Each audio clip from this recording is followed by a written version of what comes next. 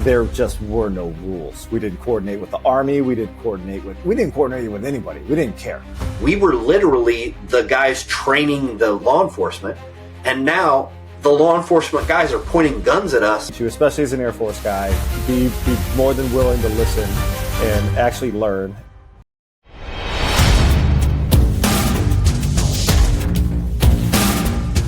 Everybody sees war as a viable option as long as they've never experienced it. But the second they experience it, they're like, now I got to go see a shrink. Now I don't really want to go outside in the red zone nearly as much. So, yeah. And there was a strange thing. I did want to ask you this. When you guys were there, Blackwater, at the beginning, I assume you guys are running guns everywhere. You're not having to hide weapons because weapons are scary. And I'm not joking. I'm telling you, in real life, while I was there, I am new to the contract, and they are telling me you cannot, when you walk out of your building, my building, the compound where we lived, it's like a 6-story, it's called the Supermax, and it's a 6-story building. It's mostly the contractors, but there's also active duty military that are there, and other people that are living there, right? Firefighters, that kind of stuff. We are the farthest that you can get on the embassy away from the Department of State people, naturally, dirty contractors. And when we come out to literally walk straight to our truck to load up the 240, the 249, we have to have something over our weapon because it's so scary. And this happened. And then a few days, into me being a contractor there, now we're under attack. We're carrying rifles outright everywhere we go. And the Department of State people are all about us carrying rifles now. Imagine that. And then I'm not joking you, literally, the rocket and mortar attacks that continued for a while afterwards. Soleimani is taken out. Then we kind of figure out, we've got this thing curtailed. And the military comes in, a whole bunch of cool guys show up, and a whole lot of people start getting snatched out in the city. Well, now things have calmed down, and they literally, we didn't even make it a month. And now we're back to covering those scary guns. Just contractors, not the military personnel, not the 18-year-old Marine security guard who just got out of training, but the 40-year-old, triple canopy contractor who has multiple combat tours, was law enforcement. But that's I think the idealistic side. But it's to the point now to where, and this is back in 2019 through 2021, where even then they're so far removed from reality that they could get traumatized by seeing a rifle when they're, you know what I'm saying? Like, I'm the one using it to protect you, and it's cool then. I don't know. That blew my mind. That was a weird moment for me. Dude, I remember, so I was there so early that we would go around in shorts and just t-shirts. There was no polo shirts. We didn't care. So we didn't worry about covering up our weapons. Nobody gave a crap about that. And we were like, it really was the Wild West, right? Like, there was no GPS. You had to take a big map and say, I'm going to take this route first. I'm going to take this route second. This is going to be my third route. You don't know where any of the, like, if there was a car bomb the day prior, you can't go. Road closures. Road closures, T-walls, one-way streets. Like, we just had to figure it out. And that's the one thing I will give Blackwater. And I'm more of a critic now than I ever thought I would be. But Blackwater went in there and they figured out how to get people from point A to point B safely, and then get them back home. And they did a really good job of that, especially when you consider, like, there just were no rules. We didn't coordinate with the Army. We didn't coordinate with anybody. We didn't care. Like, hey, this guy wants to go from point A to point B. We're going to get him there.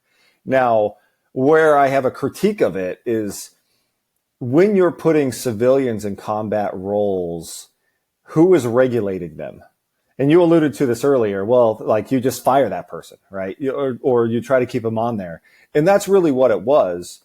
And then the Nisser Square thing happened, and you realize that the laws that govern you, they're not the Iraqi laws. They're not the UCMJ. You don't have the same rules of engagement. But if one person, if Joe Biden in this case, wants to track you down and tells the Iraqi government that they're going to make you pay for what you did, then the laws of the U.S. govern you. The problem is that you don't get the same due process, right? You were a cop. You don't cordon off they couldn't cordon off the area. They couldn't collect evidence. They couldn't do chain of custody. None of that stuff happened. And these poor guys got convicted and sent to prison and finally ended up getting pardoned. And whether it was a good shoot or not, like, I don't care. What I do care about is that they did not get the due process. So when people talk about being a civilian and going and working for a PMC, I tell them don't. Because if something bad happens, the government is going to sit there and they're going to look at you like you are expendable, and you are. You are a single serve Starbucks coffee cup, and they're going to drink as much coffee out of you as they want, and then they're going to throw you away. And whether that means getting fired or you're going to be prosecuted or somebody's going to make a name out of you, like, it is not a good spot to be in. And we have private military contractors on the U.S.-Mexico border that are moving unaccompanied minors. A minor, and this is happening. So if a minor goes and gets moved by these PMCs and then gets sold into like child prostitution, who are they going to blame? They're not going to blame, Majorca's not going to take the blame. They're not going to blame the company. They're going to blame the subcontractor, which is you. And they're going to say, well, you didn't check off this block in this piece of paperwork. And they're going to find a reason why it's your fault. And it's not the fault of the people that are hiring you as a company or the department that is hiring you as the government. And I think it's a very precarious place to be now for private military contractors. 100%. So I had a very unique situation because when I applied for triple canopy, I actually had applied earlier, right when contractor diplomatic immunity left. So I was in the process. They already were scheduling my plane tickets to go to Moyoc. And then literally I get up one morning and everybody's like freaking out online. And I'm like, these people don't freak out. Well, they took away contractor immunity and it happened just like that. And just like that, you went from, you at least were going to be in an American jail. At least you were going to be, even if not given due process, you're going to get something resembling it or pretending to resemble it, versus they were legitimately, people were being stopped by Iraqi police and some random dude could just be sitting there going, hey, that guy just killed my wife. And they're like, what? They're like, yeah, last night he came and killed my wife. What proof? Well, I'll get you proof later. And they just go try to arrest these guys. And I knew guys who were contracting at the time and said, we were literally the guys training the law enforcement. And now the law enforcement guys are pointing guns at us, trying to put us in handcuffs. That's not happening. So we point our weapons back at them. And now we're having a Mexican standoff in the middle of the street. And nobody knows who's going to fire first. But we know a whole lot of people are going to die, the first person who pulls the trigger. And that was the reality that was happening. So obviously the recruiter just silenced. Like, he never responded to another email. It was just dropped like that. Skip forward many, many years. Now I apply, go through the hiring process. The head of the recruiting department for Constellus, for Triple Canopy specifically, reaches out to me and say, hey, you're actually a recruiter where we need a recruiter in Tampa, Florida. Would you like to be the Southeast United States regional recruiter for all of Triple Canopy? And then while you go through the process of getting your clearance, then you can actually recruit your own team. Genius. That dude's a genius. So still a very solid buddy of mine, and now works for U.S. Department of State.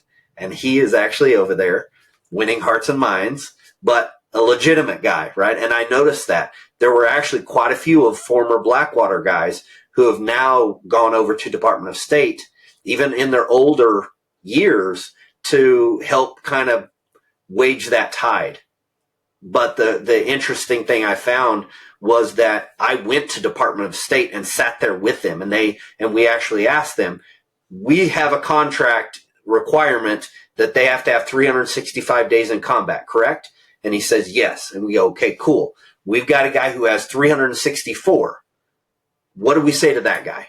And he says, everything is about liability. What will I say if I'm brought up to the hill, and I'm brought before Congress, and I have to check the box. Did that person have 365 days of combat experience? No, then they weren't qualified. We are the ones hung out to dry. It was our fault. And I think that's literally what you're talking about here, where the culpability and the liability is what everybody's worried about, and for good reason now, especially now that contractor diplomatic immunity went away. Literally, you could end up in an Iraqi jail over there, and who knows how many hours you're going to even last in that position.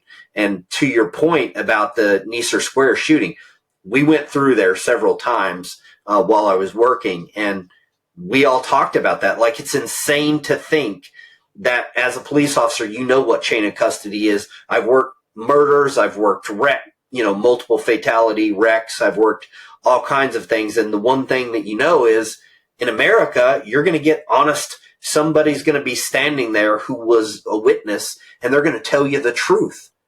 And you just don't get that in Iraq. There's no way that you could ever get that. So the idea that somebody could go out into Iraq hours later, even minutes later, and start talking to people and get truth out of them of what happened is it's the thing that I could possibly imagine someone saying to me who's never been in a combat situation.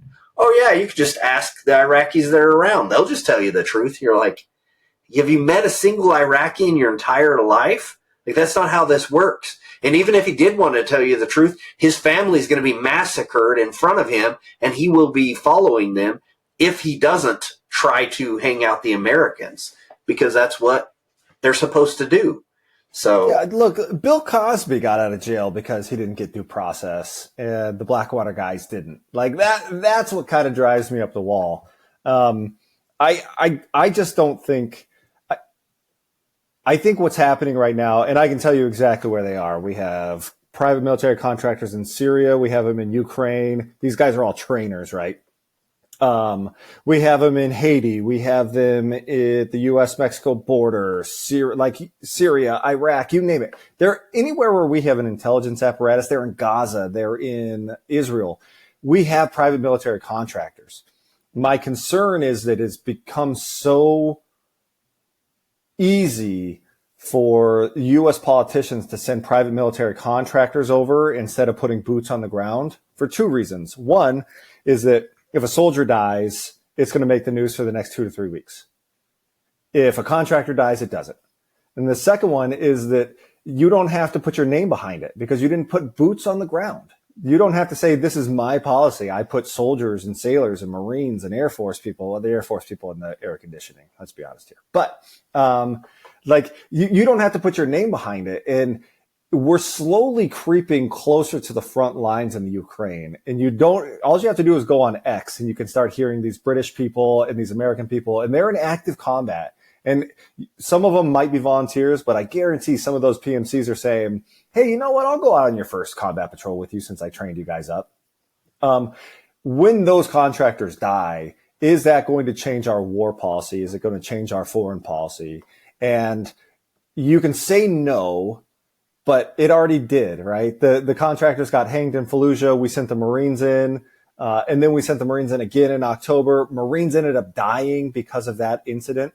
Benghazi's another one where private military contractors changed our foreign policy. We ended up leaving Lebanon for the most part, or where the hell it was, I don't even remember. But like at the end of the day, we are encroaching on a combat footing using PMCs now instead of soldiers. And I think that that's what's going to drag us into the next world war. And maybe I'm totally off.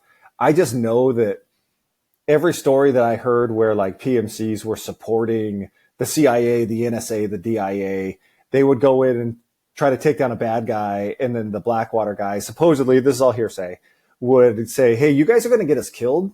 So we'll go in there, we'll clear everything out, and then you guys can go in and you can bag them and you can drag them, and then you guys get all the credit for it.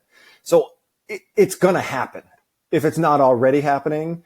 And what's going to happen when some PMCs end up getting into a firefight and dying, and now you can say Russians killed Americans and use that as a way to keep moving forward into this war. I think it's such a gray area. I think it's just a bad idea to keep using PMCs, man. And don't get me wrong, by the book, but like there's a moral question that Eric Prince doesn't want to answer. Now, here's the other moral question that Eric Prince doesn't want to answer. There's no VA for private military contractors. Now, you and I, we were in the military, we get our VA stuff, but some of those guys were cops or they weren't in the military, and you come home and it's just you. There's no service for you. There's no VA. There's no like call the suicide hotline at the VA. And a lot of the people that I worked with, a way higher number than I would have anticipated, have committed suicide. There's no money set aside for these people for the long-term effects of being in a combat zone. And I'm not talking about just us knuckle draggers. The people that are over there as firefighters or cooks or, bug exterminators. All these people are experiencing being in a combat zone and getting those same psychological problems, bringing them home. And there's no support system. And people say, well, you made more money. Yeah, that's fine. But still, like, it sucks, dude. Every time I hear somebody like committed suicide that was in Blackwater with me, it's like, how? Why? It's been 20 years. Like, what do you mean? Right. And then I think that's the scary part.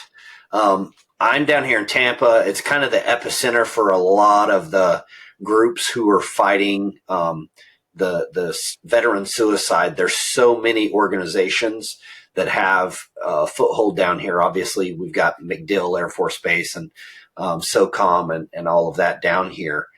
And I've looked through statistics. I've talked to a lot of people about all that stuff. And what's surprising, and I'm actually going to have Doc Springer on the podcast in a couple weeks. She talks about this in her book, is how surprising that it's not necessarily that there's such a spike right now in people that have fought in previous wars, not even the war on terror. But I think the whole point is still linked. It's once people get to that age to where their body's breaking down to the point where they can't ignore it anymore. And now they can't just go for a run and go lift when they're frustrated, and they can't just go keep doing and running and gunning in their job, whatever it is, you know what I mean? And now they're having to sit with their thoughts, and now they're on their second divorce, and they're, and all these things have finally piled up.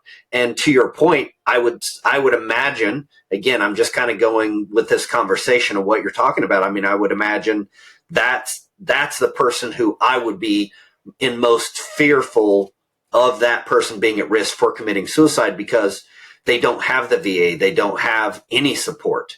And everything that they're going to be told when they try to share their problems with somebody is, you're Blackwater. You made money. What's your problem?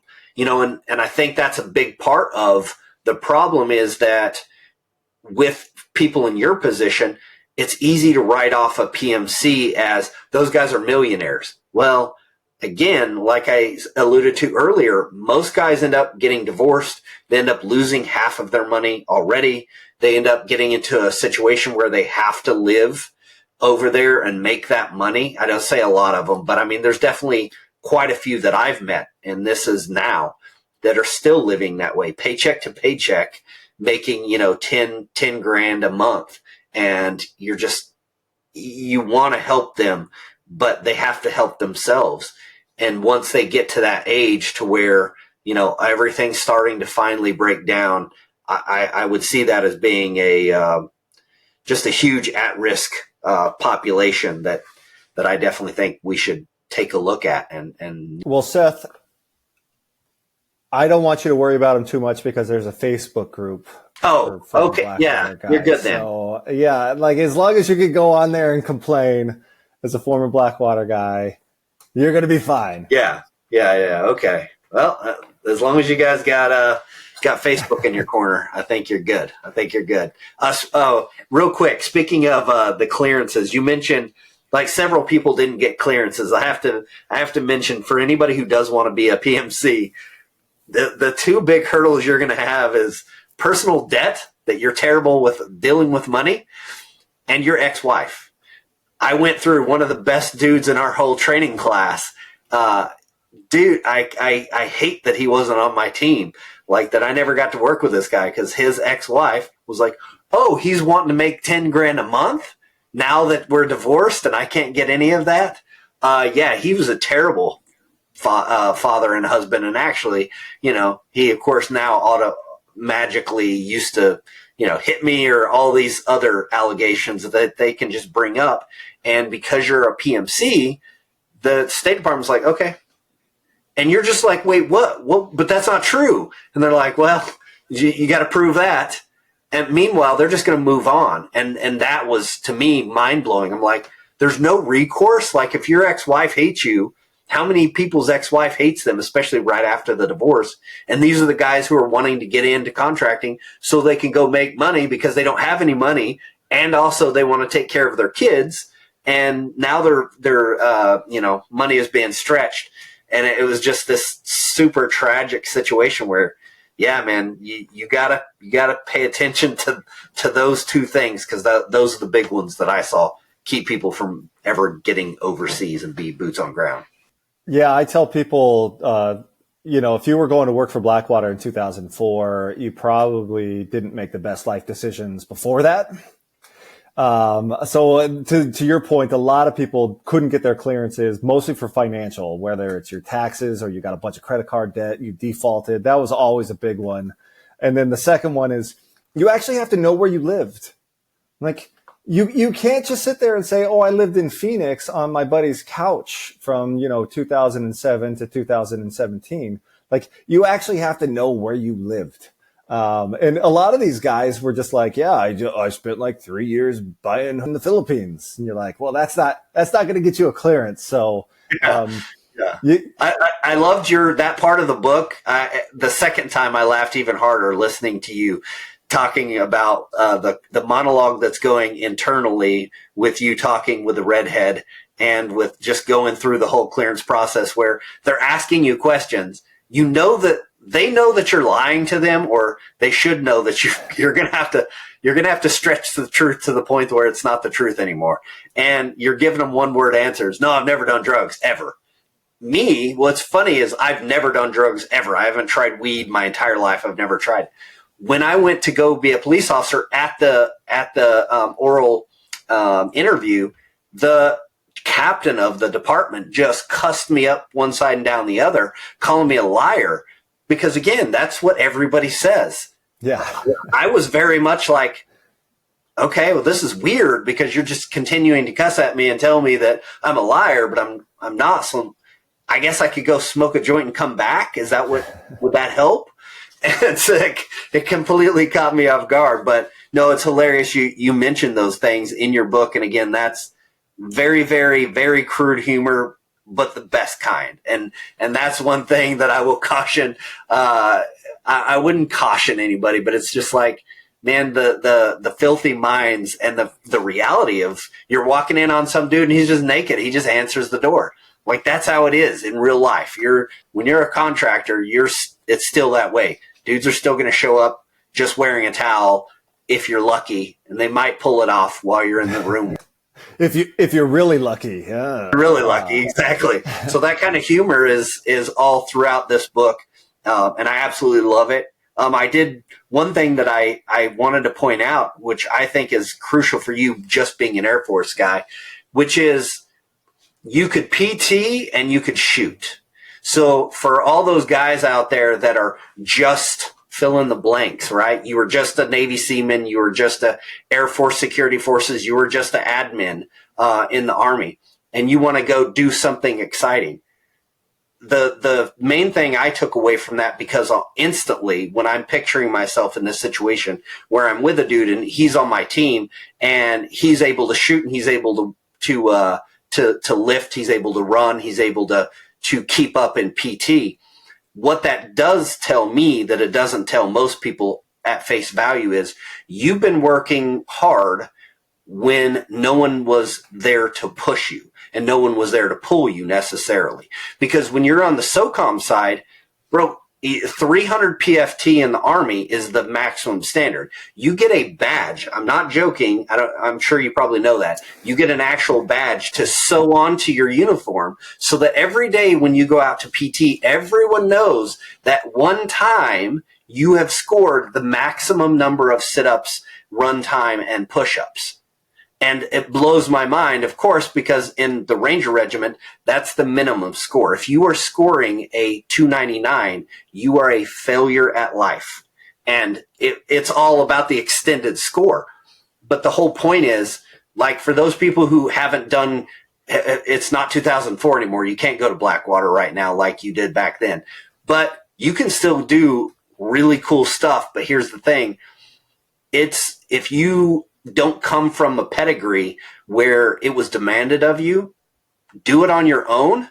And that's how you put yourself into a position where legitimate guys who from pedigrees they come from will accept you, right? Again, if you're the guy who will actually pull the trigger, you're not going to freeze up. That's what our initial fear is. But if you're showing up and you can shoot, you can PT, and you can do all those things, chances are you're the type of person who's put that work in when nobody was standing there telling you to do it. Nobody was coaching you. Nobody was holding your hand. I think that's a really powerful lesson that everybody should take away from your book. Well, it's prison rules, right? You go out there, you find the biggest guy in the yard, you just no, but I do joke that it is prison rules, right? You go in there, you listen to what people are going to teach you, especially as an Air Force guy. Be more than willing to listen and actually learn. And I had a big mouth, but I could still shut up. And then the other thing is like the first person that comes up and wants to hang out with you doesn't have any friends. That's why they want to be your best friend. You don't want to be friends with them. So there are some prison rules that you got to figure out. But if you can go in there, you're physically fit, you know how to shoot, and you got to be a dude that people actually enjoy to be around, right? You were mentioning the guy in the car that's looking all around. Remember how many they'd be like, oh my God, an IED could be a dead animal or a bag or a streak. Like the people that are sitting there staring at every single piece of garbage on the road, which is everything on the road, and freaking out that that's an IED. Nobody wants to be with those guys, dude, because their stress causes you to stress.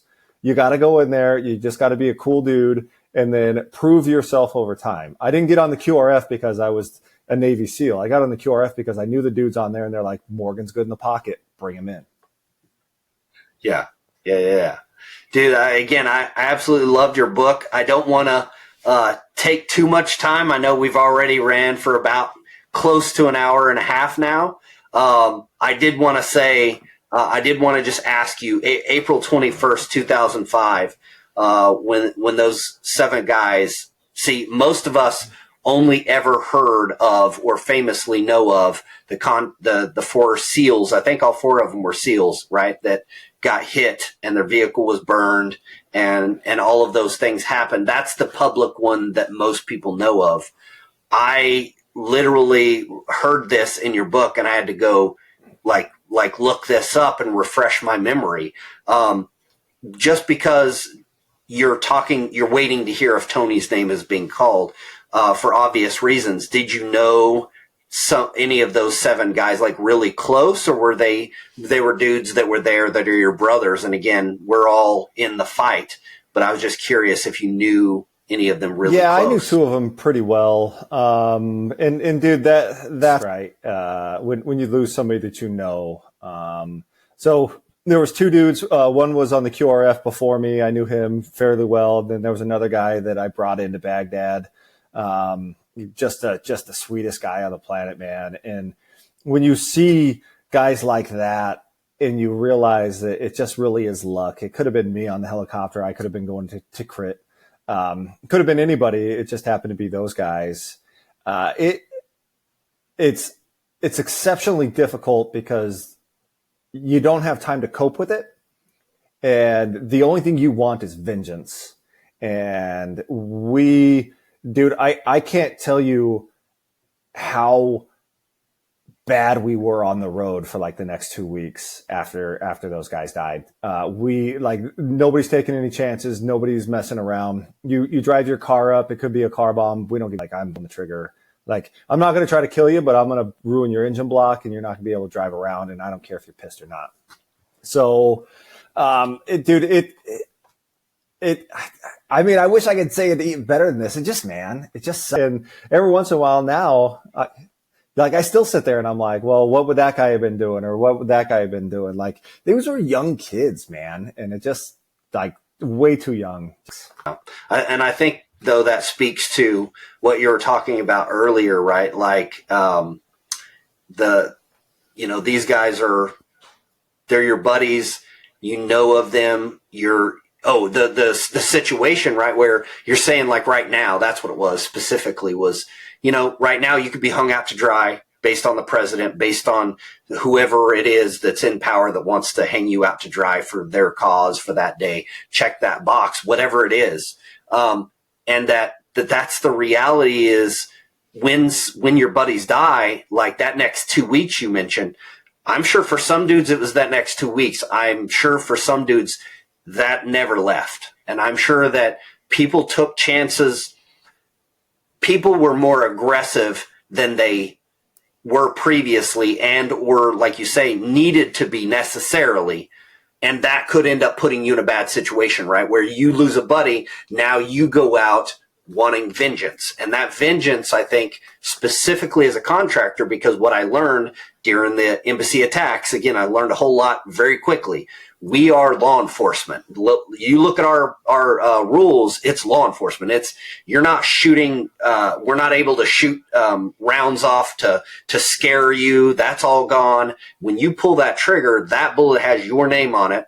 There's cameras in every direction. And you're going to be standing before a judge at some point, if you survive, answering for where that bullet goes. And when you get to the point to where you're now wanting to go take vengeance, and especially back then, but now down on the southern border and any of these other places where it's not so highly scrutinized or cameras aren't everywhere, you could end up putting yourself into a bad situation where you're angry, and when you're not thinking straight, you could end up pulling the trigger just a hair too fast and not seeing something.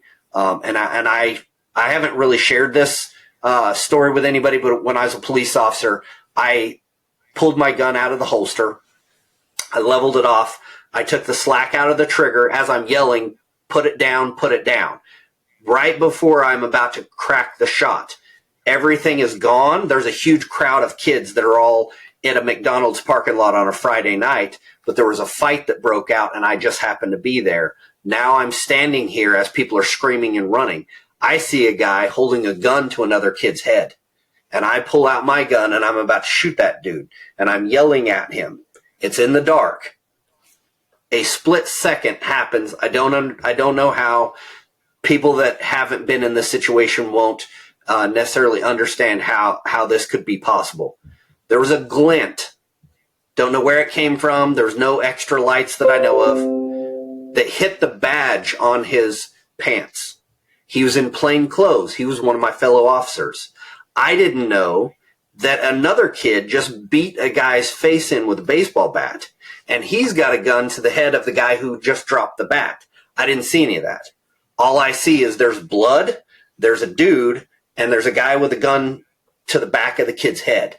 That split second where I didn't shoot my buddy, who wasn't wearing a vest, by the way, because he was in plain clothes. He was trying to get 17-year-olds to buy booze at the 7-Eleven next door to crack down on them selling booze illegally, right, to minors.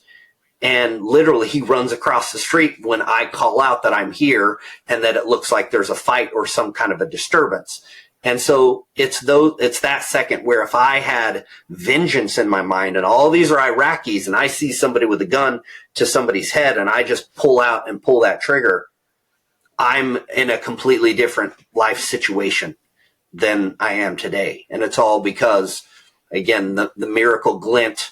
I'm sure headlights were going everywhere as everybody's hopping in their vehicles and running out, but it was God's way of allowing me to see clearly for a split second and to not finish pulling the slack out of that trigger. So that's the other thing that I just want to mention to people. Like, you got to recognize that, man, there's a lot of risks that go into being a PMC. And although your book makes it sound like the Wild West, which is exactly what it was, I was there for the invasion of Iraq, I was in Saudi Arabia, and I got to drive all the way across Iraq, and I got to fly around. I got to be in some cool stuff and do a lot of amazing things. I think the military side of both of us would push our children or somebody that we loved toward the military if that's what they want to do. That being said, like, it is a gamble.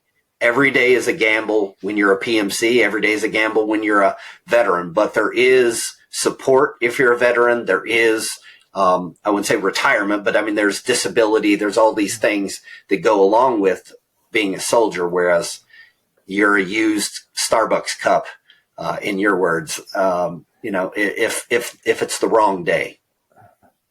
Yeah, well, and it's not only that split-second decision that can save your life, but if something bad does happen, you don't have the same benefits, right? Like, you don't have the $450,000 SGLI that your family's going to get. You don't have any of that stuff. So I tell people, stay away from PMC.